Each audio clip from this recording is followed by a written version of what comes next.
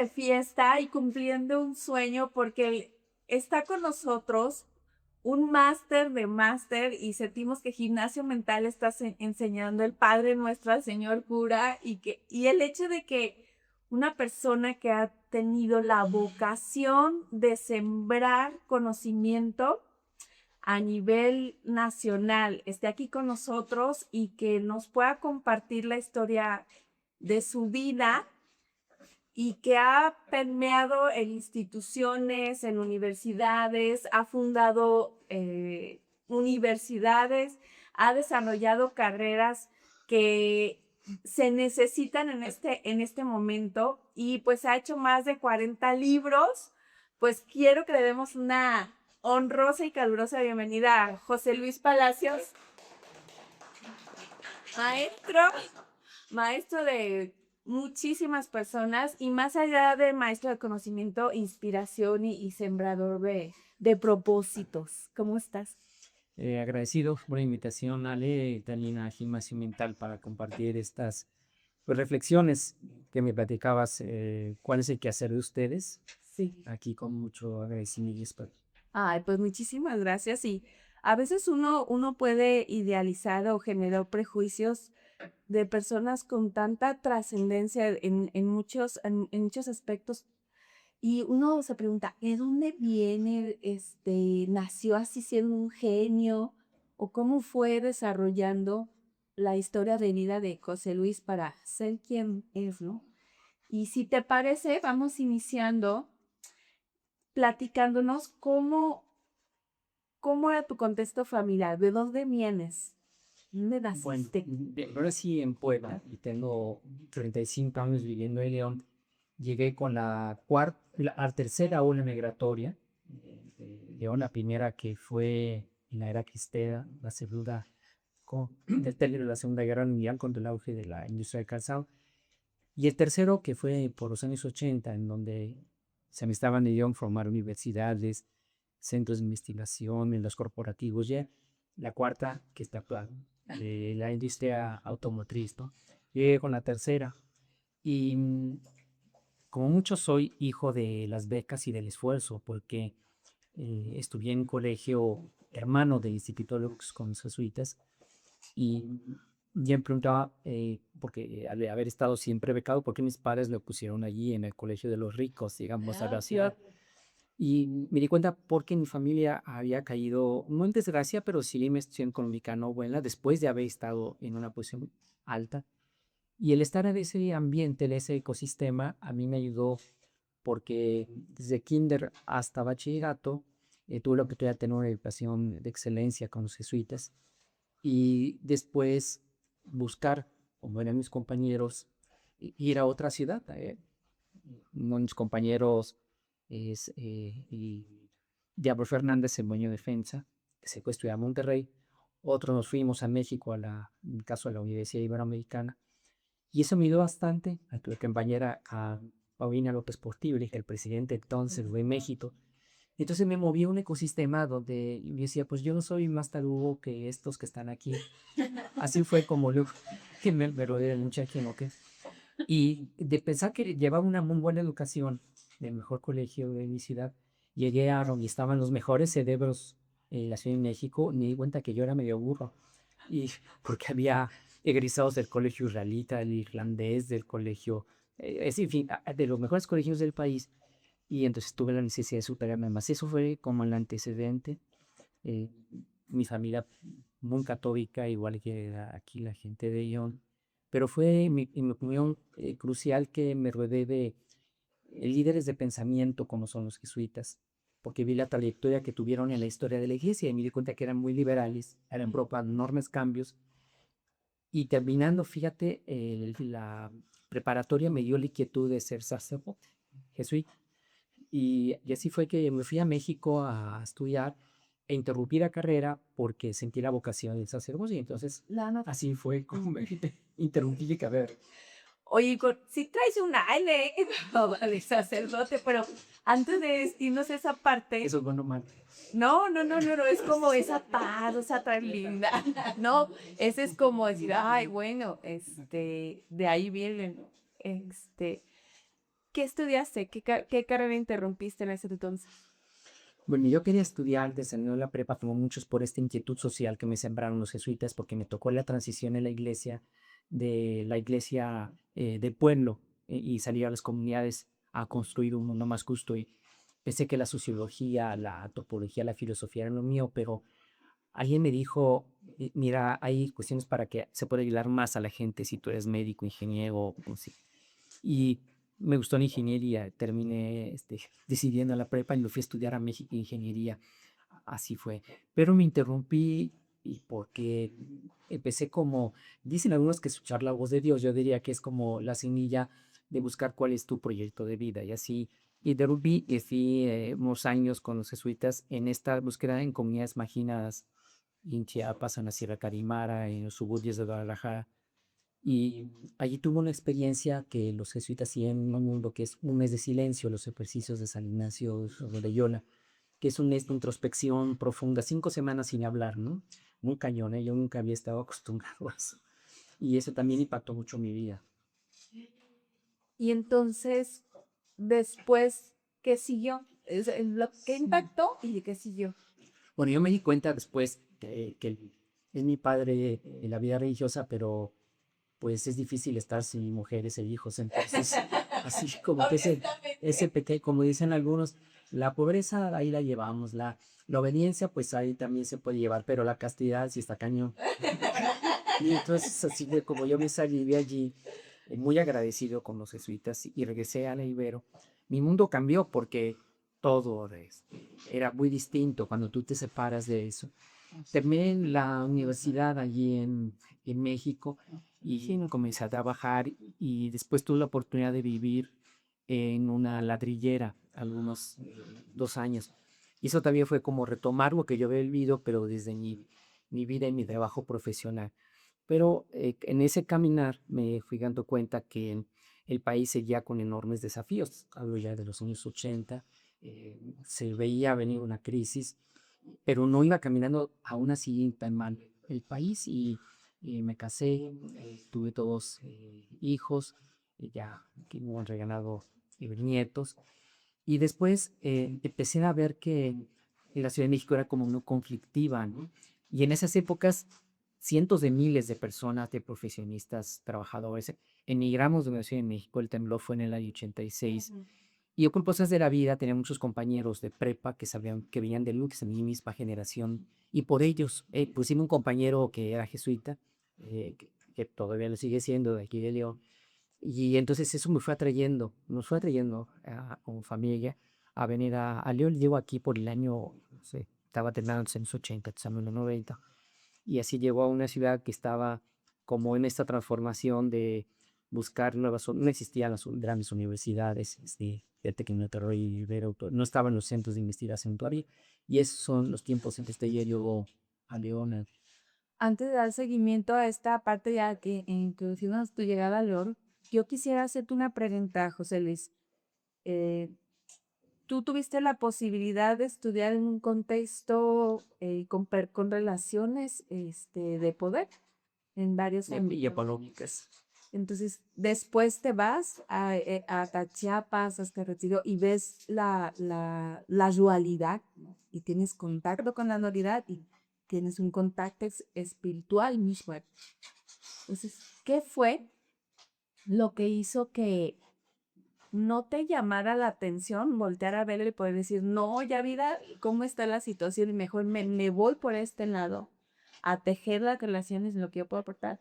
¿Y qué fue lo que hizo decir, volteo para acá y veo qué puedo hacer? Yo creo que hay una combinación entre la genética que traemos con el ecosistema en el que nos ponen o seleccionamos estar, ¿no? Exacto. Y para mí fue este segundo determinante, porque los jesuitas, si bien la Ibero digamos, una universidad de privilegiados, pero también es un contexto cuestionador, ¿no? Por lo menos en las épocas que a mí me tocó vivir, y eso me fue llevando a tomar una opción de vida. Por lo menos yo no me veía como haciendo nada más dinero o estando, no sé, entrar a la política, cosas así. No, yo como que claramente aprendía que estamos hechos de barro y no hay nada más, ¿no? Así fue. Pero en el caminar, fíjate, yo sí me di cuenta que las becas o el poder hacer todo con tu esfuerzo, porque muchos trabajamos y estudiamos siempre, no me acostumbré nunca a pedir algo regalo.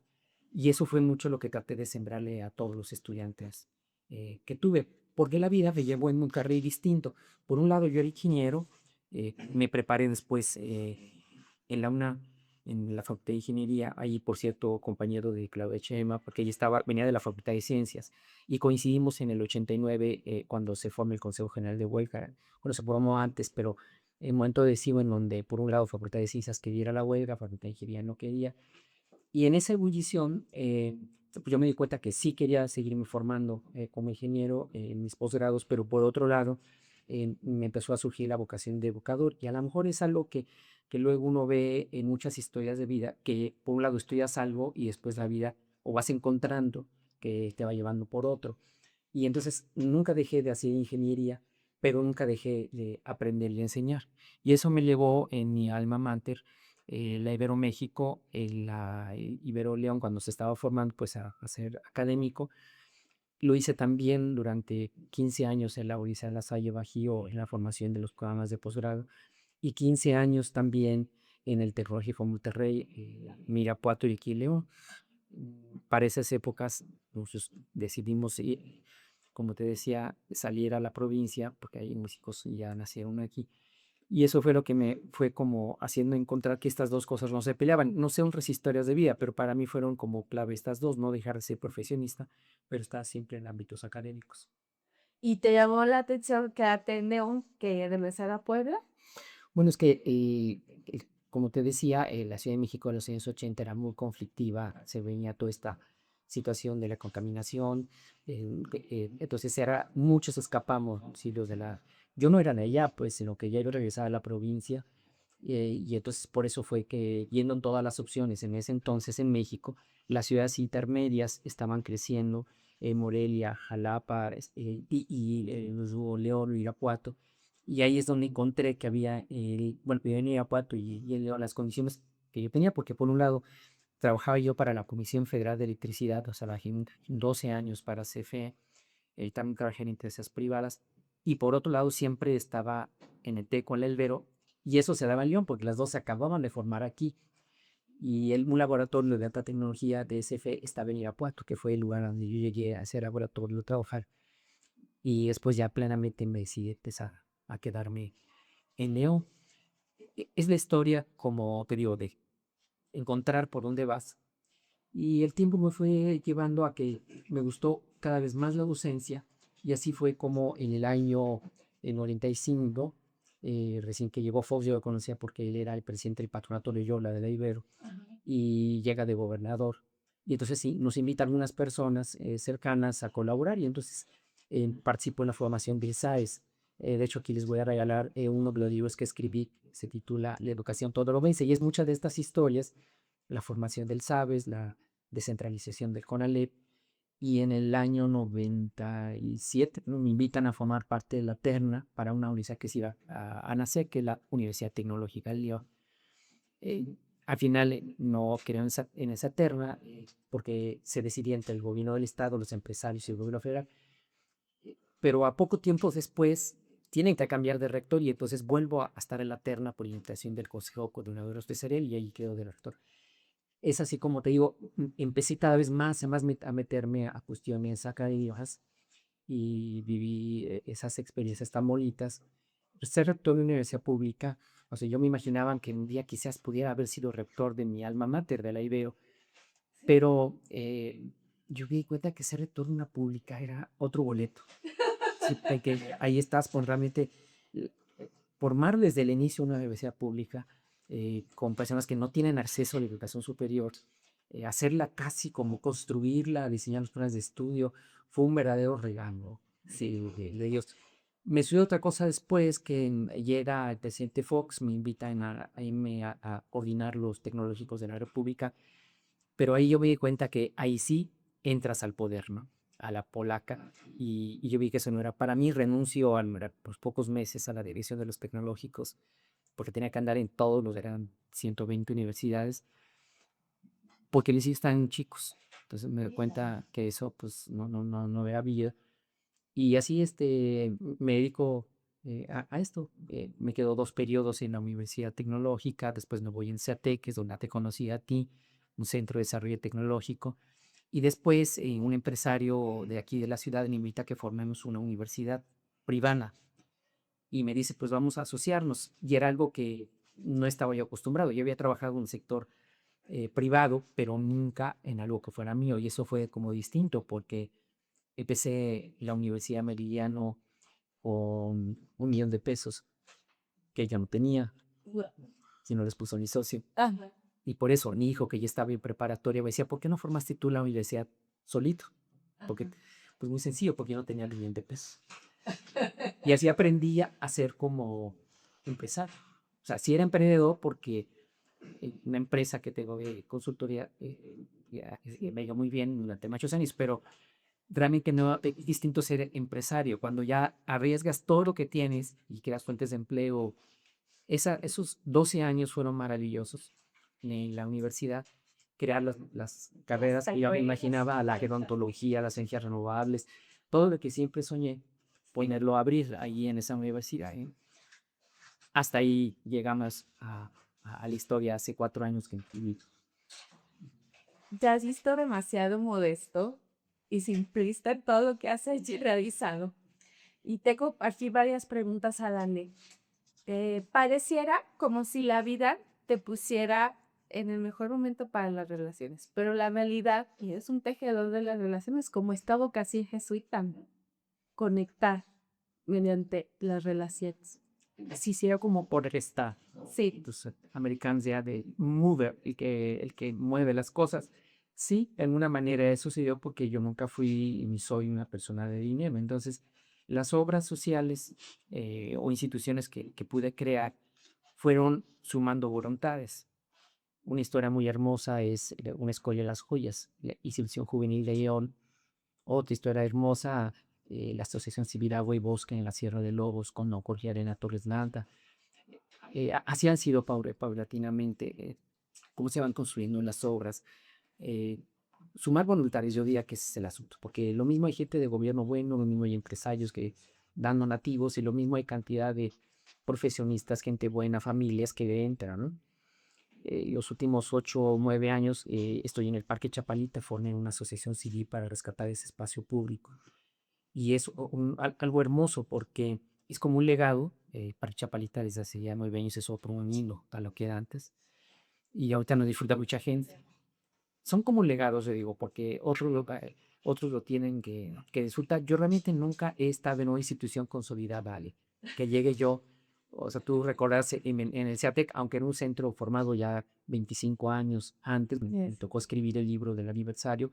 En realidad, las áreas de desarrollo tecnológico, en las áreas de energías renovables, de biomecánica, todas eran nuevas, me tocó hacerlas. Entonces nunca pude llegar a algo donde dijeras, pues ya ponte a administrarlo. No tuve esa experiencia en la vida, sino todo era como empezarlo, empezarlo. Así fue como la historia. Por eso, ahorita que veo en retrospectiva, eh, siendo la necesidad, como fue este otro libro que te acabo de regalar, Gracias. que se titula Anclados en Esperanza, es que después de 30 años de estar en la ciudad de Don Bosco, yo ya sentía que yo me iba a retirar en diciembre pasado. Entonces, de los 2 libros que escribí sobre esta historia, que uno es la de los polacos en León, que se llama La Pequeña Polonia, es el libro, y el otro es Anclados en Esperanza, que es como un tributo, yo digo, a todas las gentes, a jóvenes que han vivido en la ciudad de Don Bosco, porque yo me ligué a ella desde 1982 y puse cantidad de historias de jóvenes que cambiaron su vida eh, por haber vivido en la ciudad de Don Bosco. Ese es el otro libro. Y de Carlos en Esperanza. Yo creo que muchas historias, si yo lo veo así, a veces son de éxito y a veces son de fracaso, porque también vienen historias allí que es otro asunto al que yo me metí mucho tiempo, a las historias de orfandad, porque siempre estuve muy cercano de jóvenes o de niños en orfandad, no legal necesariamente, pero sí en situación de vulnerabilidad.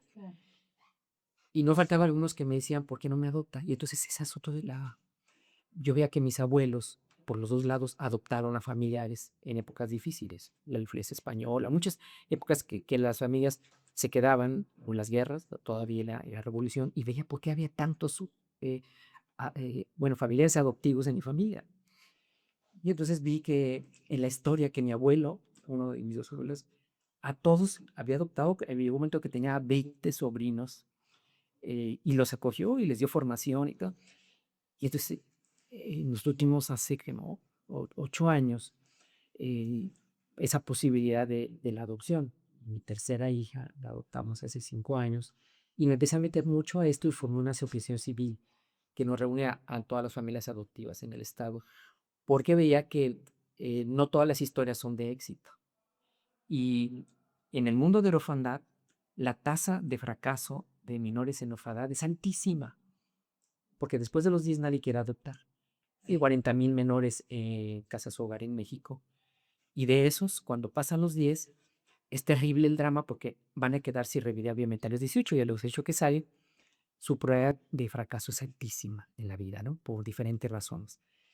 Estoy escribiendo un libro sobre el lista de Amy, de Lupita. El libro se titula Lo que se escribir hace 8 años antes de conocerla, se llamaba así, eh, Esperando a Lupita. Guau.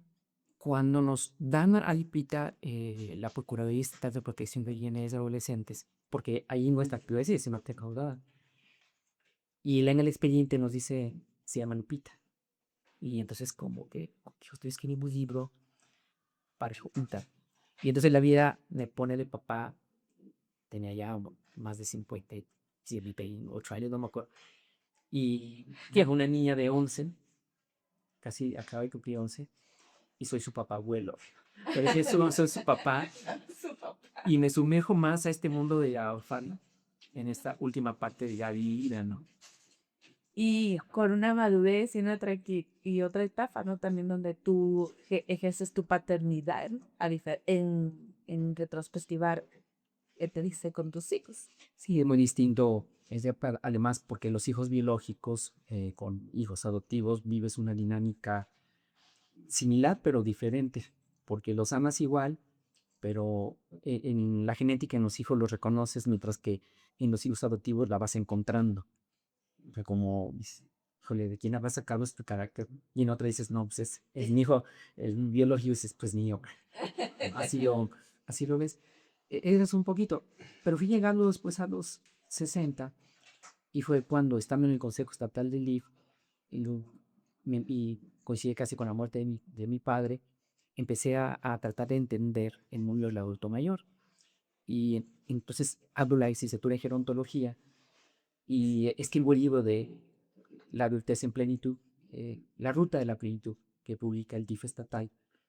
Y reúno amigos que han estado en este mundo de entre ellos yo y mi esposa, que es médico, especialista de autismo. Empezamos a escribir un libro de cuáles van a ser los retos de la adultez mayor en Guanajuato, considerando que muy pocos tienen este gozo que algunos tenemos de una pensión, por ejemplo, o seguridad social.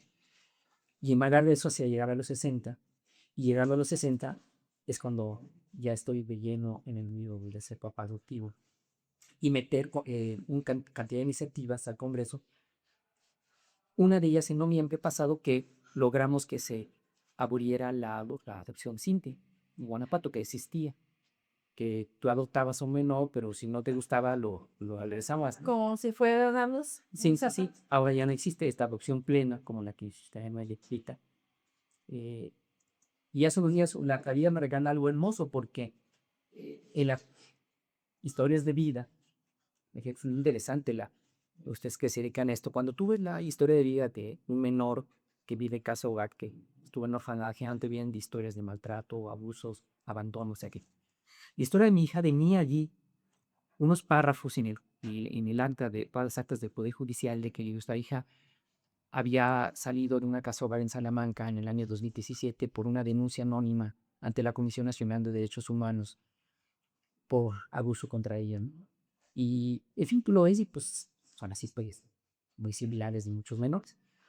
En fin, mi hija sabíamos que tenía muchas heridas, las manos quemadas, muchas cosas, pero no era tan fuerte porque lo hemos trabajado mucho con ella, su propia historia, sus dolores, sus cicatrices.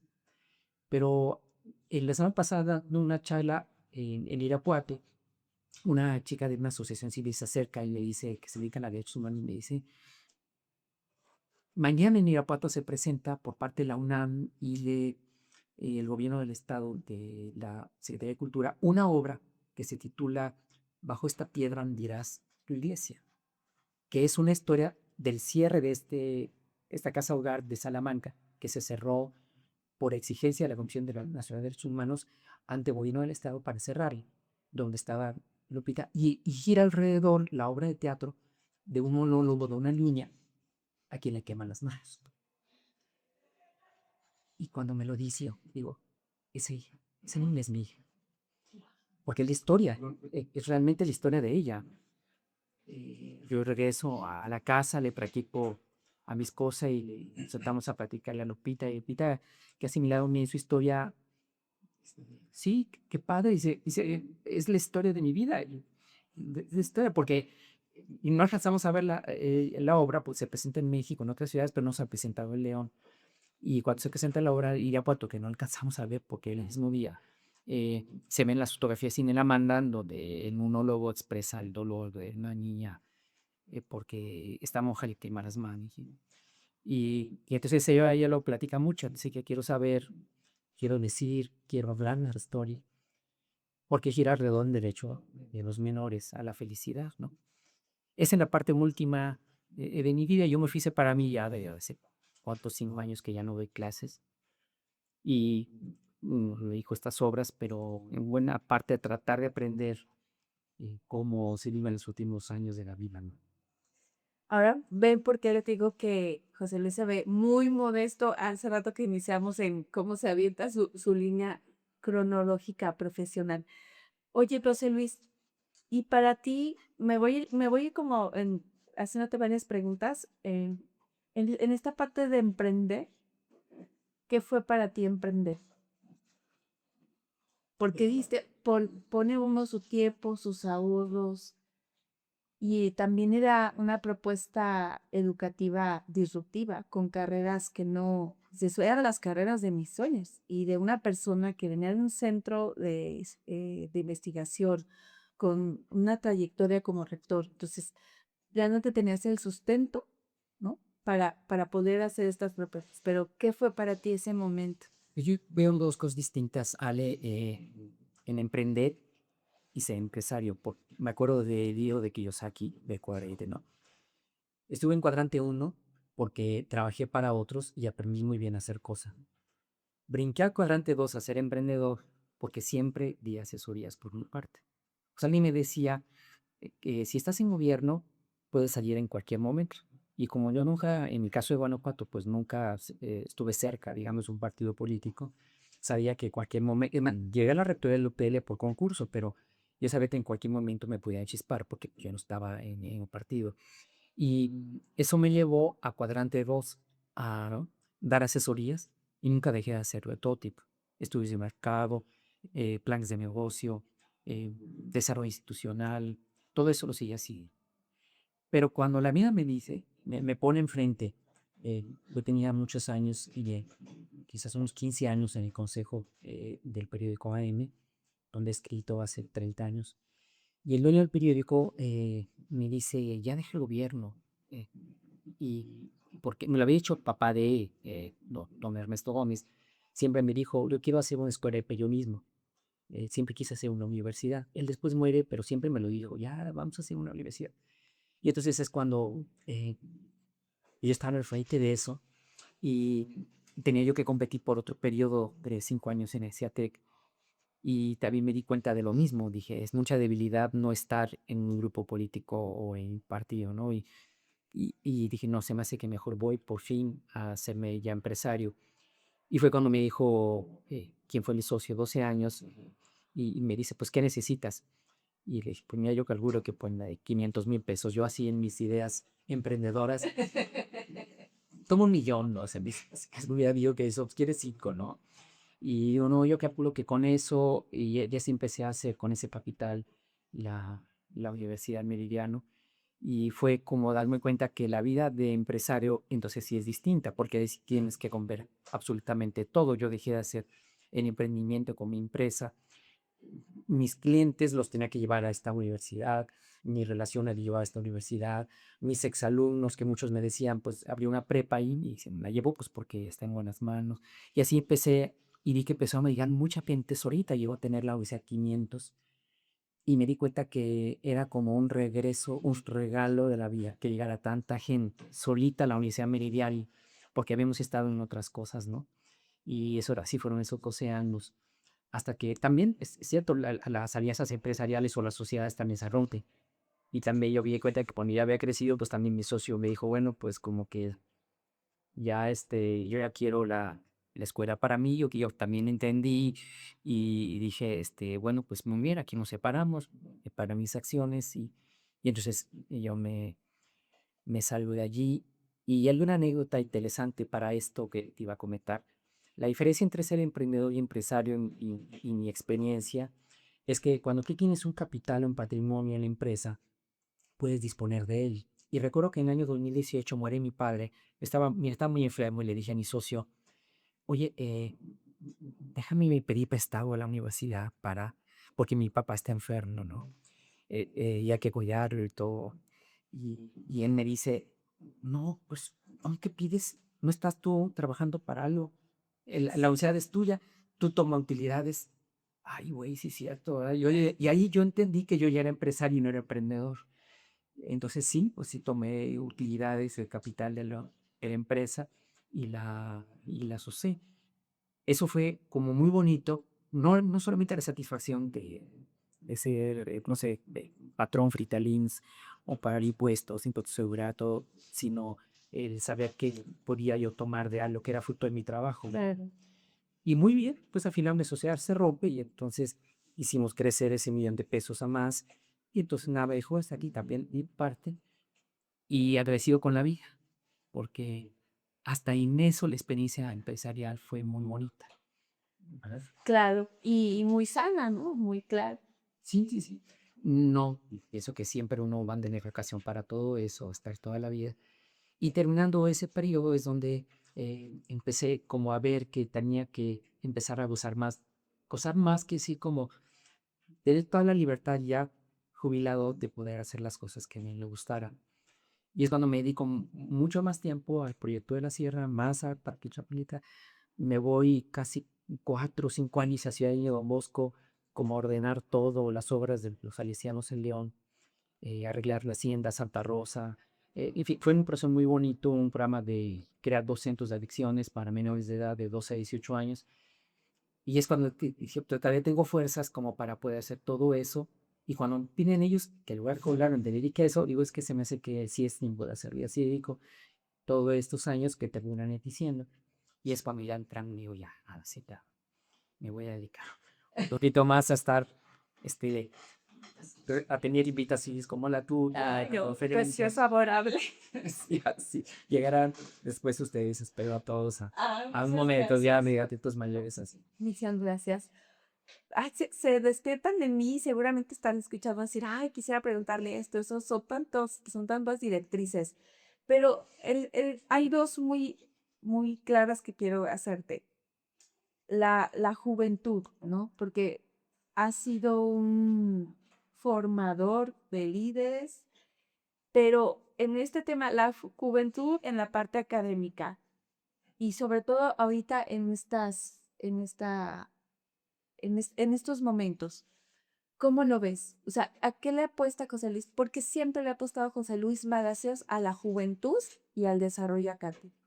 Bueno, y yo tengo en dos grandes escuelas, te decía, una es la de los jesuitas, que es una formación como académicamente muy sólida, que fue la que yo recibí, ya que yo participé, medité sobre Abraham el Norte. Y la otra es la de los salesianos, que aprendí porque cuando yo era estudiante, recién que salgo del seminario en la Ciudad de México, cosas de la vida me pone allí, la familia de un jesuita me invita a que yo viva allí en la Ciudad de México para acabar mi carrera. Y entonces un día allí veo que en la esquina hay una escuela enorme, grandotota, en la campestre Churubusco, que dice Instituto Don Bosco. Y entonces yo busco dar clases mientras acababa la carrera y pues para sacar la chuleta. Y entro y de pronto los sí, deje sus papeles, me dice uno de los padres. Y como a las 3 semanas me habla uno, me dice, oye, si llega un padre nuevo, soy nuevo director, no sé qué, sale siendo un joven de Puebla. Y cuando le dicen, ¿cómo ligar? Somos de Puebla. Y me dice, ¿no te quieres hacer cargo de la prepa? Una prepa de 2000 alumnos. Los jesuitas habían cerrado su preparatoria en México. Oye, digo, que acabo mi carrera. Ya empezamos en 2 semanas. Era agosto. Y pues sí, no sé en qué momento le dije sí. Esa fue mi escuela para educar jóvenes. En 1982, 81, por allí hasta el año 88, pues estuve ahí. Y ahí aprendí realmente a dirigir instituciones y a domar fieras. Yo siento que esa fue como mucha la formación que recibí. Y pues eso me ayudó bastante porque después, como rector, yo les decía mucho a los jóvenes, el desafío de la vida es al final lo que te da el proyecto de que tú te vas a ser feliz, ¿no? La escuela era Budreo, bueno, de las Boyas, otras escuelas, ¿no? Pero yo creo que mucho la experiencia de la UTEL fue como decirles, aunque estos gobiernos aquí no hay nada gratis. Y ustedes están aquí gracias a que hay cantidad de gente que paga impuestos y no me engañen la vecina a decirme que no quiere pagar, aunque sea 20 pesos de colegiatura o que empieza a reclamar. Ese fue el estilo como chavos. Me tocó, generación que ahora son milenias, pero fue maravilloso porque hicimos casi de cero en la universidad y hacerla crecer, recibir los premios que recibió, construir los edificios sustentables. Fue una chulada. Fuera del país. Las veces y mandarlos al extranjero. Fue una experiencia muy bonita. Y lo que guardan mucho de ellos es eso, que en la vida no hay que poner la mano para que algo se volverá el gobierno, ¿no? Que creo que eso es lo que a mí me gustó más de la formación, que cuando alguien llegaba me decía, rector, necesito trabajo. Eh, a ver, vamos a hacer un currículum, ¿qué quieres hacer? Dime qué has buscado. Gratis no. O sea, gratis no para eso. Porque uno lo aprende a veces, ¿no? Regalar no sirve. Aún en las peores condiciones, siquiera con menores en orfandad, que es un proceso muy difícil, aún así no se regala todo, se tiene que ir ganando. Y ahora que yo veo a Chiquita, que es el caso de Lupita, que llega casi a 11 años sin saber leer, un cuarto de primaria con puro 6 de panzazo, y hasta eso que ha ido pasando un Montessori, pues una excelente secundaria, y ahora que fue aceptada a la Universidad de La Salle Bajío, a la preparatoria, yo veo que, pues al final, si todos los seres humanos somos susceptibles de cambiar, pero necesitas lo básico de genética y un entorno que te dé esa confianza, ¿no? A veces sí la genética no da, ¿verdad? Que es como el caso de un entorno de quien les enrola vinilcrin o hacen pesta. Porque también el proceso con los salesianos, los últimos años también fue difícil, porque la tasa, cuando abrimos este proyecto con la Agencia Alemana de Cooperación Internacional para jóvenes que escapaban del crimen y que estaban en el mundo de las drogas, la tasa de fracaso es altísima. Entonces, si tú te mueves en distintos entornos, vas viendo que las tasas a veces son más altas, a veces son más bajas, las tasas de deserción o de fracaso. Pero la opción es cómo decirle a los jóvenes que vamos a salir victoriosos, aunque por dentro tu día sea. Sí, y pero el último año vivimos una experiencia de una adopción fallida. Decidimos hacer una segunda adopción. Hemos recibido un acogimiento a menores en nuestra casa. El acogimiento es una figura legal, ¿no?, que tiene la ley para recibir temporalmente, aunque no se va a adoptar. Pero hicimos todo el trámite de adopción y actualmente somos el único certificado de Guanajuato para adoptar adolescentes. Sin embargo, el adolescente, a pesar de quererlos, pues ya no quiso. Y también hay fracasos, por eso te digo. Cuando dices que todos los recursos están idóneos, a veces también se fracasa. Y entras en los misterios de las personas, de por qué se dan las cosas. Bien. Sí, reducir a pues no era ahí, pues eso, es como una conclusión. ¿Y tú qué beneficios le ves a la juventud? O sea, en la etapa de la juventud que pues todos pasaron, ¿no? Ya después evolucionamos. ¿Qué es lo bonito de la juventud, José? Pues quizás la constante, que si ya no se considera joven, es la actitud frita a la vida. O sea, la confianza en el futuro, por lo que si no te hace viejo. Fíjate, yo llegué de rector a los 38 años y yo presumía porque todos los rectores de las públicas eran muy viejitos, yo así lo veía. Y hace poquito me invitó el rector de la Terele, que me dijo, yo leía sus columnas en el aire y juntaba a muchas personas en un evento de la Universidad de Nipita y me dice, yo leía sus columnas y todo. Y yo le digo, oye, tú estás muy joven, ¿qué edad? Y yo presumía que era el rector más joven de las tecnológicas del país y él llevó de 34.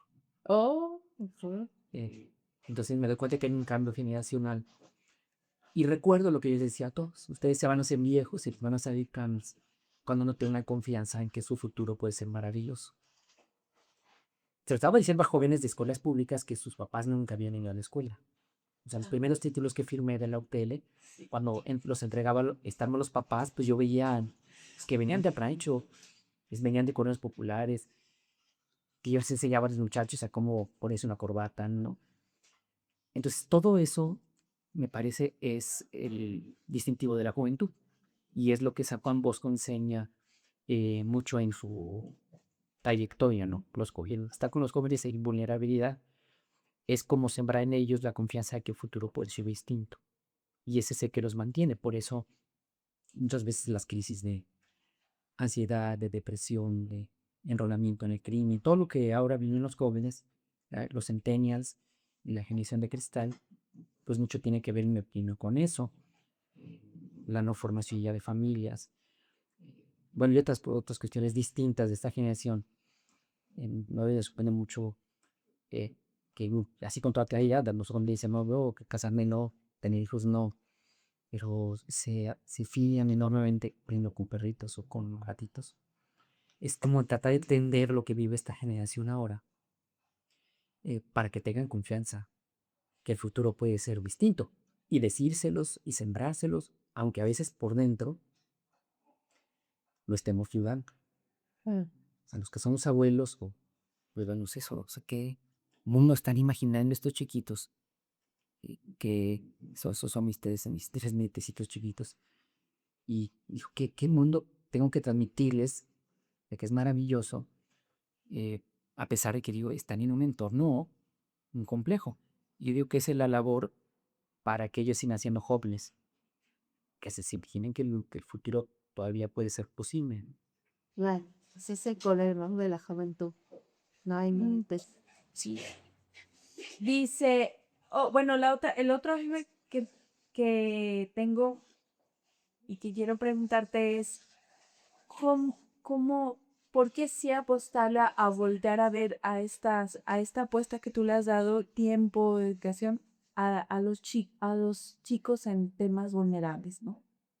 En esta vulnerabilidad, que pues a veces muchos sabemos, no le ponemos importancia hasta por la misma situación de la vida que nos llega nunca hace. Pero tú que has estado ahí, ¿qué es lo que hace o qué tipo de voluntades que no sabemos, pero por qué se voltean este tipo de causas? Bueno, hay muchas instituciones que lo hacen, ¿eh? No son estas las únicas, muchas. Sí. Varias metodologías. En fin, unas son religiosas, otros son laicas, unos son nacionales, otros son exageras, o los modelos de atención a los jóvenes. Mi experiencia es que cuando tú ya te enrolas a algunos dichos, digamos así, de poblaciones jóvenes en vulnerabilidad, sí te das cuenta de la enorme necesidad. Por ejemplo, los menores que están de 12 a 18 en adiciones, muy pocos lo atienden. Los menores que escapan de enrolarse a cárteles y escapan, pocos son a ellos salientes. Los menores que están por salir, se llama vida independiente, por estar saliendo de orfanatos a la vida y que no fueron adoptados, mi madre los atiende. O sea, hay segmentos que no son atendidos. Por ejemplo, el de las familias adoptivas. Yo digo que la adopción es un acto de amor, pero también es un acto de heroísmo, porque no es nada fácil. O sea, hay momentos que de verdad uno ya decía, ¿cómo me metí a esto? Pero al final es para toda la vida. O sea, a diferencia de si tú tienes un proyecto y lo ves a ratos o todo, la adopción es lechidad completa, forever. Sí. Y ahí no hay devolución. O sea, tú puedes claudicar a la mejor en una causa, de una planón. La institución al final te dice, bueno, pues entran otros. ¿Sí? Aquí no hay relevo. Sí, esa es la... Igual que con los hijos. Igual que con la pared, igual que en todo, ¿no? Claro. Y está la frase, el trabajo todo lo vence. ¿Cómo llegas a la educación todo? Bueno, ese libro es como documentar, pero lo publica el municipio de León. Yo estaba entonces, tiene sello de la Fundación Pro Niño Leones de Las Collas, en la que participo hace como 28 años, y sentí como la necesidad de escribir las historias, porque siempre fue cuesta arriba, ¿no? Todo, ahí viene la creación del Sabes, muchas cosas ponen cuesta arriba, ¿no? Y por eso, pensando en el lema que tiene León, digo, es que realmente lo que hay en común es que siempre la educación que recibe Allen, todo lo vence. O sea, de Chiquitos de las Joyas es una historia bonita porque allí los niños de la primaria, lo funda la amiga con la que me integro en esta asociación civil, una empresa ya muy exitosa. Ella había abierto la primaria muchos años antes. Se va a Las Collas y es cuando ella me invita. Y es cuando abrimos la secundaria y creamos una asociación nueva que es Insección Comunidad. Y ahí los niños chiquitos siempre decíamos, ustedes, estoy hablando hace más o menos 20 años, 18 años, y ustedes, ¿qué quieren ser de grandes? ¿No? Y todos los niños de Las Collas decían, yo quiero ser narco, yo quiero ser, o sea, así decían. ¿No? Y entonces fue un trabajo de muchos años, después cuando abrimos la secundaria, porque 2 años antes abre el Politécnico la preparatoria, y yo le decía, al gobernador en turno acaba de llegar Miguel Márquez, porque me costó mucho trabajo el abrir la secundaria, ¿no? Y yo le decía, mira, está saliendo en la preparatoria del Politécnico aquí enfrente y no hay secundarias que alimenten, y yo llevo aquí 2 años intentando abrir, y es más fácil que abras una cantina que aquí que abras la escuela, ¿no? Y le dije, yo me acuerdo, le dije al periódico, vamos a echar un periodicazo al gobernador, porque esto está complicadísimo, nos lo hacen de verdad de jamón para todo, para abrir la secundaria. Y entonces yo me aviento la apertura de la secundaria sin permiso, ¿no? Así como hice muchas cosas. La UTELio fue la única universidad de todo el país que ofrecía licenciaturas, cuando nadie ofrecía. Nos quitaron el subsidio una en el gobierno federal y en el año 99. Y yo abro igual la secundaria, empiezo a decirle a todos los chiquillos que salían de la primaria, ya abrimos la secundaria. Ya claro, y era secretario de Educación, que era sido compañero, colega de las universidades tecnológicas, y con su trajito, y es José Luis, es que mira, y lo me vale más de la ley, que este chavos no tienen dónde estudiar, abres una escuela y no tienen dónde transitar, ¿no? Y no los vamos a mover de aquí. Nos tienes que dar la validez de estudios, abrimos todos los requisitos, ¿no? Que realmente lo confiamos mucho porque la escuela estaba muy pobrecita, muy pobre. Entonces empiezo el proceso de la construcción. Construyó la secundaria con 6 aulas. Está muy bonita, la U completamente ecológica, con energía solar. Todo. Muchos amigos ayudan a construir. Y a fuerzas, Márquez tiene que aceptar que se abra la secundaria de las suyas, ¿no? Sí, es una historia interesante, ¿no? De los periódicos como una manera Wow. de que puedan entender a veces las autoridades algo que la gente necesita. No digo que sea así, pero a veces se necesita. Eh, En fin, así. O estar en medio de una disputa política, porque cuando fue el asunto de la RTL, que estaba en medio de la salida de Fox en el 99, que quería irse de presidente, y entonces la grilla del PRI contra el PAN, estaba en medio de todo eso, es cuando abro las licenciaturas y viene el castigo de la federación a quitarnos el subsidio a la universidad. O sea, y quedarte sin subsidios cañón, porque yo dije a los chavos, pues vamos a pechugar, muchachos, vamos a estar un año hasta que se resuelva esto, pero no hay dinero. O sea, hay que entrarle, ahorren luz, ahorren agua, ahorren todos los maestros, les vamos a tardar con el pago, pero el año 99 de la UTEL fue muy difícil. Pero después de eso, en que yo vi estudiar a Toulouse, a Francia, al modelo de las universidades técnicas, y cuando me di cuenta que había un tránsito directo a las licenciaturas, es el modelo original y aquí no querían. Entonces, los muchachos en una asamblea, pues primero me lo exigían y después me apoyaron y todos dijeron, pues vamos a resistir, ¿no? Y aguantamos un año con la mitad de subsidio hasta que ahora todas las universidades tecnológicas tienen ingenierías, ¿no? Wow. Esa fue una lucha muy bonita. Y una pregunta súper importante, porque ha sido la cosa ante ti. ¿Cómo se dirige? ¿Cómo se dirige una institución? ¿Cómo haces tu equipo? ¿Cómo se delega? ¿Cómo confía? Pues en todas las instituciones, pues aquí muchas fotografías en el libro o historias, siempre las hice con jóvenes. Que yo le decía a veces, pues mira, no te ofrezco mucho, pero aquí yo te ofrezco enseñarte. Y así fue en las instituciones. Eran jóvenes investigadores, o eran jóvenes directivos, o jóvenes profesionistas, o voluntarios. El voluntariado siempre ha sido muy padre, ¿no? O sea, jóvenes en servicio social, tesistas, así como tú. Y que después en eso se van formando y mira, aquí te doy chance y te voy colocando. Bueno, puede así que desarrolles, pero ahorita no hay mucha lana o no hay plazas o no hay, porque eso sí nunca le he ofrecido a la gente como, aquí vas a pedir muchas plazas, todo, así, no vamos como Sí, sí, sí, así sí, ahora sí. ¿Y cómo nace la idea de un libro? O sea, ¿cómo dices, de entre tantas directrices que tienes y que tanta información y tanto por compartir, cómo dices, este tema lo hago yo? Bueno, muchos de los libros que publico con Editorial Trillas surgen con la necesidad de tener apuntes en clase. Así es como algunos se hicieron. Entonces ya estoy dando una clase de ingeniería de calidad que doy muchos años y necesito apuntes, entonces empezaba a hacer mis apuntes, algún tesista o alguien me ayudaba a sistematizarlos, de rato ya tenía, y entonces pues fui con, ¿cuál es una asociación bonita con una empresa mexicana? Y fui a tocar con el señor Trillas, se le avisó, ya tengo estos vidritos ahí para, sí, cómo no, está bien, y tiene el enfoque mexicano, y, sí, y entonces sí empecé a hacer unos libros. Oh, así Sí. nomás, lo dices tan sencillo. Es documentar como apuntes. O sea, Claro. porque cuando estás en clase listas ciertos apuntes Claro. y el alumno luego te dice, mira, este está mal. Y así hice algunos. Y otros eran más bien historias de vida.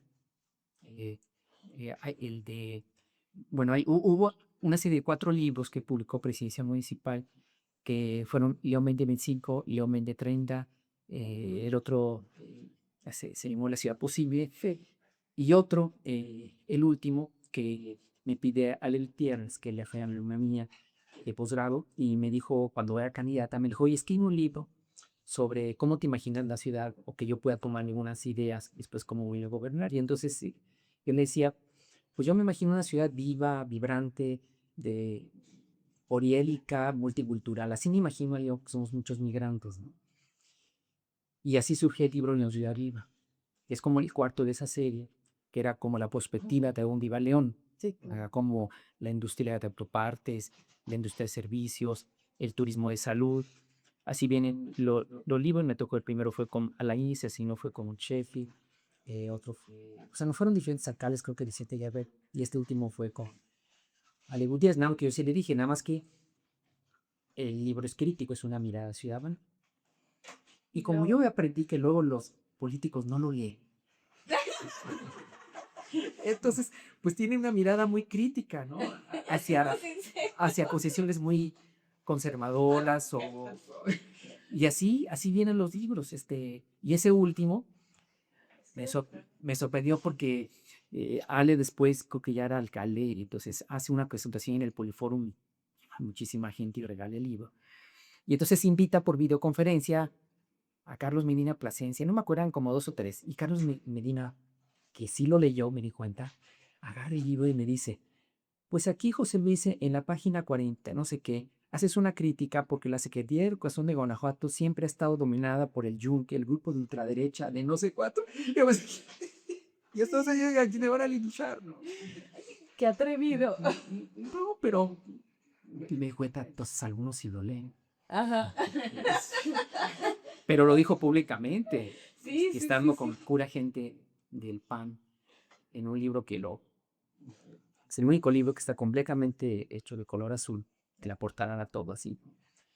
Y ahí me di cuenta que a veces el lector puede ser alguien muy crítico, como ahorita escribí un libro que va a publicar el Senado, en un mes lo publica, porque hace 12 años con el Partido Verde y la presidencia municipal escribí un libro que se titulaba León Verde, que era la problemática ambiental y el aseo. Y tuve a Susana Carballo el diseño, que creo que tú la conoces. Sí. Y después dije, pues es que han pasado muchas cosas en León. Ya la situación del agua que les veía, pues ahora sí es crítica, la situación de los pasivos ambientales no es crítica, las ladrilleras no las resumimos. Y entonces escribo el libro y por cosas de la vida, una amiga, que ahora es senadora, que la llevé a ver lo que habíamos hecho en el Parque Chapalita. Y me dijo, ¿y por qué no lo vuelves a hacer, no? Una actualización. Y dije, sí, pero nada más que déjame que otra vez que pues yo lo escriba como ciudadano sin que reciba la presión de, de algún partido político. Y dijo, sí, como lo escribas. Ella escribió la introducción al libro. El título es Ecosistema Leonés desde los 17 Objetivos del Desarrollo Sustentable. Y eso lo va a presentar Kikis en un mes, el libro Kiki Maraña, la senadora de Verde. Wow. No imagina que iba a ser senadora. Bueno, Por así es la ley electoral, ¿no? Y a veces por la votación les tocan algunos, y así, ya ahora es senadora, es una muy buena persona, y ella es quien va a publicar por parte del Senado este libro. Así surgen a veces los libros. así es. Oye, y te quiero preguntar, en este momento, ¿qué carrera, si pudieras volver a tener esa varita, ¿no? Y desde toda esta perspectiva que tienes, ¿qué carrera se necesita?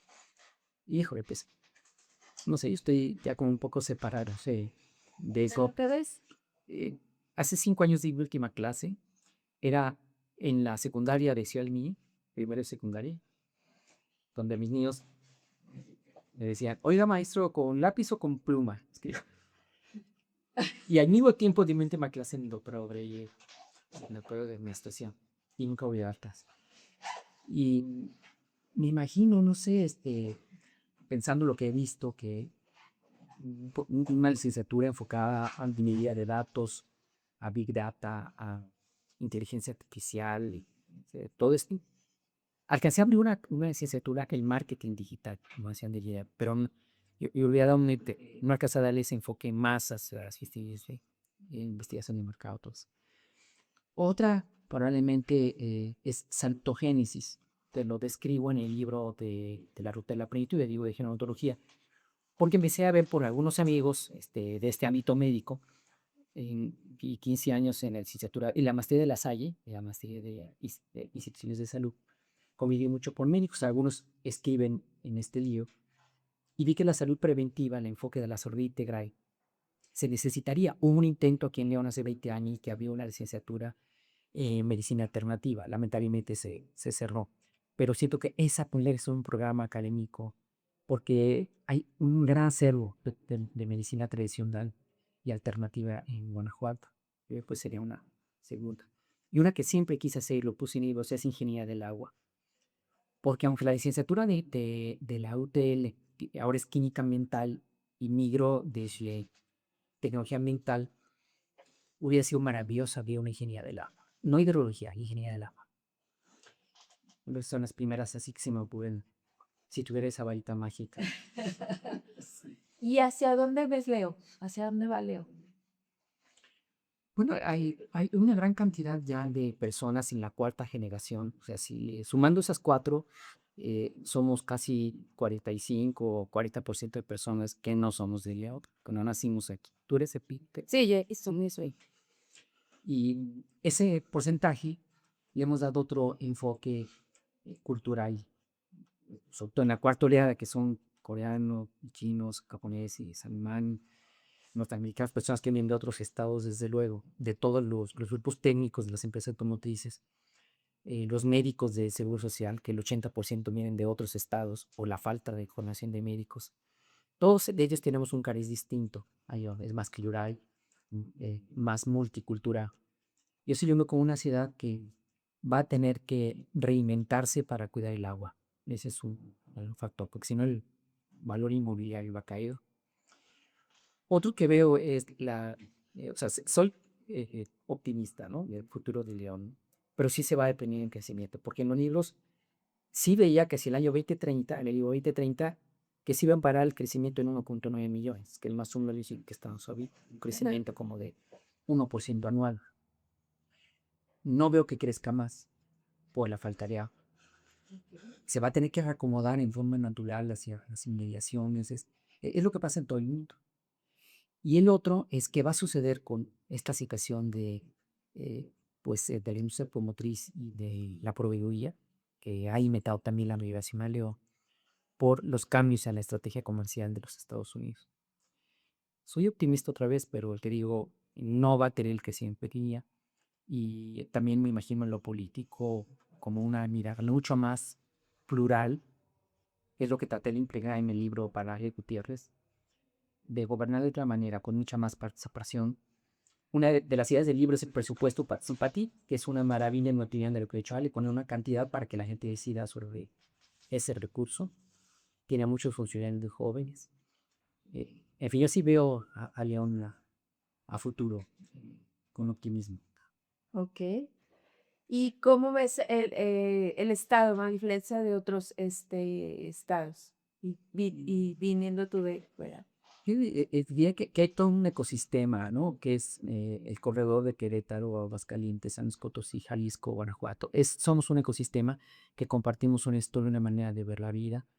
Em, Aquí tú verás que las tasas de productividad son muy altas, Ujú. la escolaridad ha crecido enormemente y los índices de vida han subido enormemente, pues, Aguascalientes, Querétaro, Guadalajara. Somos como otro país, así con todo este ecosistema, somos casi el 30-35% de la riqueza del país. Y veo que sí está cambiando hacia otras opciones políticas. Ha diversificado también la industria. En las opciones políticas, por eso tú ves que, este, aunque Morena ha crecido, pero ha habido opciones más de centro, más moderadas en todo este ecosistema que te digo de la región. Yo así lo veo. Porque Guadalajara o Jalisco ha tenido otras alternativas, pues por lo mismo. Así es como lo veo. De el estado. ¿Y hay algún libro que esté en la utopía de José Luis Parras por hacer? ¿O que un libro que quisieras desarrollar? No, yo calculo que este año hay un libro que con autoría de personas, Editorial Milenio es un libro que se va a publicar a mediados de año, que es la historia económica de Guanajuato, Tierra Adentro. Y ahí está Mariano González Lea, somos 5 autores, coautores del libro. Y esa es como la retrospectiva, ¿no? Me toca ver la parte prospectiva hacia dónde va el Estado, ¿no? Y yo creo que con eso le voy a parar este año ya.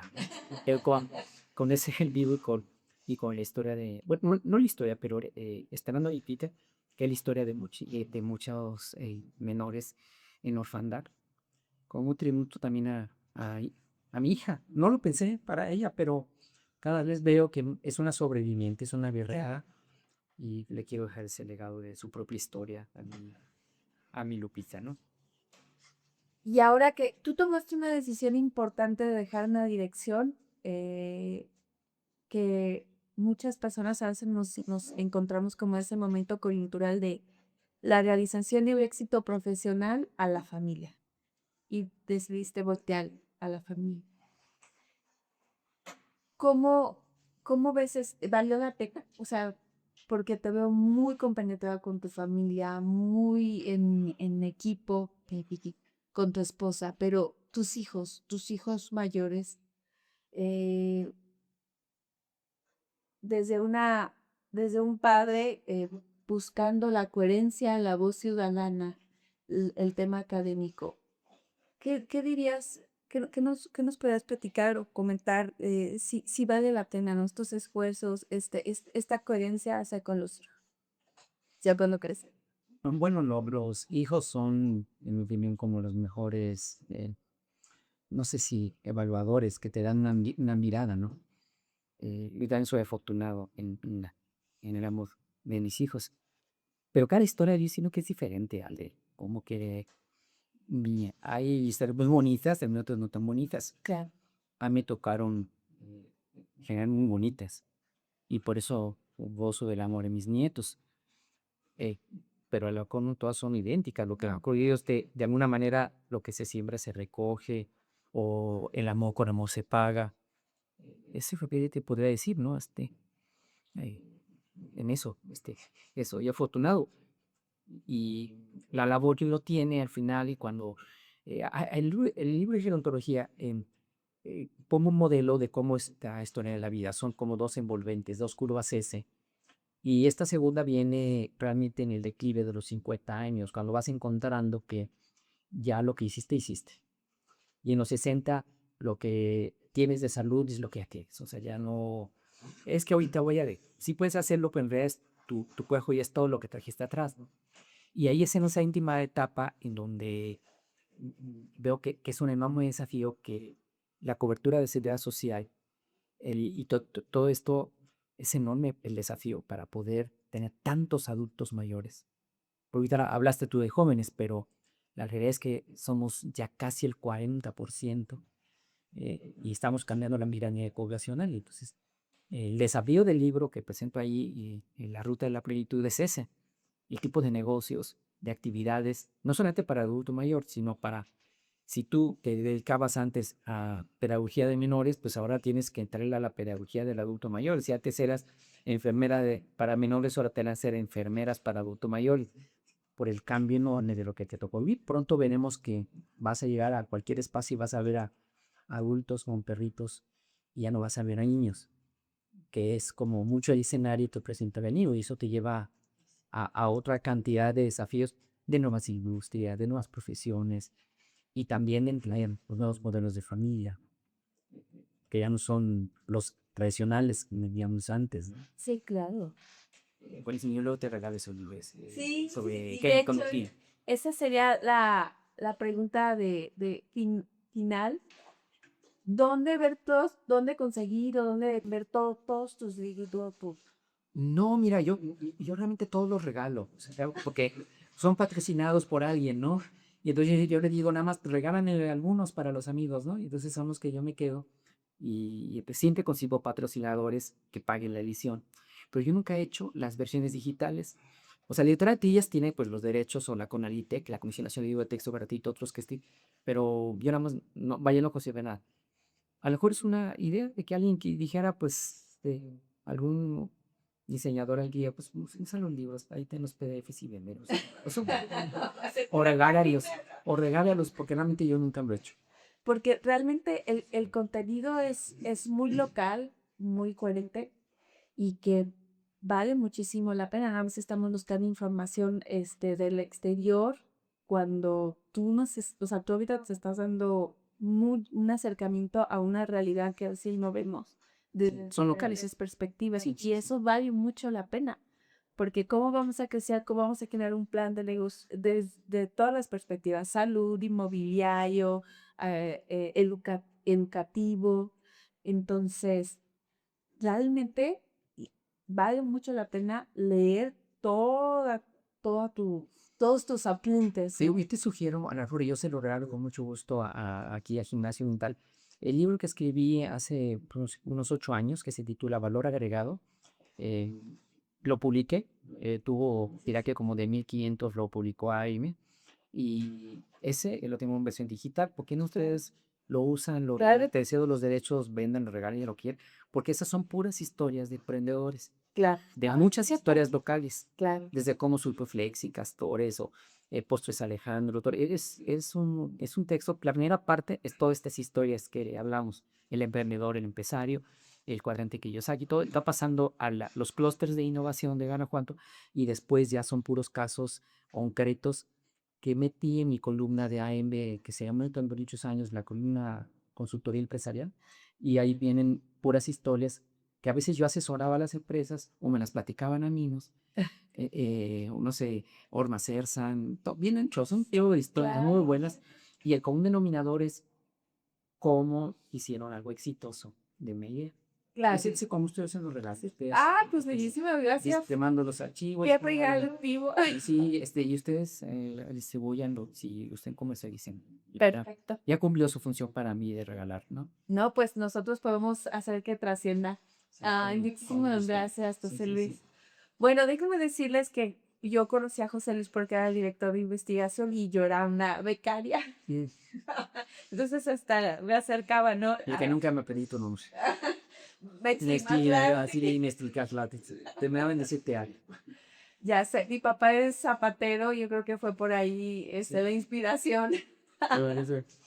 Entonces, pues muchísimas gracias, José Luis, de verdad. Yo me imaginaba que tú eras de aquí de León y pues el legado que de una persona que viene de Puebla ha hecho aquí y ha sembrado, pues es de honrarse y que tú continúes ahora desde tu lado personal, sembrando y expandiendo tu corazón ahora a Elpita y tu nieta también, Nietas, son 3 nietas. a tus nietos. Te ubicaba con uno en las redes, pero qué padre que ya son 3 nietos. Pero digo, déjame decir, comentarte, cuando me entregue el ayuntamiento el reconocimiento, soy de León, y les digo, ¿qué creen? Yo no soy de León. ¿No es que se lo regreso? No, dice, no, es que digo que no hayas nacido aquí. ¡Ah! Acá tengo el acta de Puebla. Yo soy pifote, les digo, yo sí. Ah, mira, qué bueno. No, es que yo creo que tienes que ser todo libre de todas estas anécdotas también, porque pues son memorables. Y que lo sigas haciendo, pues de alguna manera es de muchísima inspiración y por favor considéranos unos aliados para que todo lo que has escrito, todos estos apuntes puedan trascenderlos. Y muchísimas gracias. Esto gracias a Gimnasio Metal y para que siga creciendo y tenga más miembros y se transmite esta idea de que pues, el futuro es distinto. Yo siempre terminaba mi programa de televisión en Televisa que duró muchos años diciéndole a la gente que otro mundo es posible. Y los niños, mis hijos eran chiquitos y luego me cotorreaban en eso, ¿no? Ay, sí, papá, tú que otro mundo es posible. Y hace poco me decían que tenga sentido Claro. pensar que todo el mundo es posible. Claro, porque si no, pues, ¿hacia dónde ir? Así, claro. Sí, nosotros creemos eso, pero nos han dicho, ¿cómo se les ocurrió hacer esto? O sea, ¿a qué loco se les ocurrió, no? Y dejar todo para hacer un gimnasio como tal. Y la verdad, escucharte, tu camino fue otro, pero al final fue eso, apostarle por algo distinto, sin colores, sin, sin algún interés político, nos dejas una gran inspiración y una gran ancla para saber que se pueden hacer las cosas distintas y sembrar.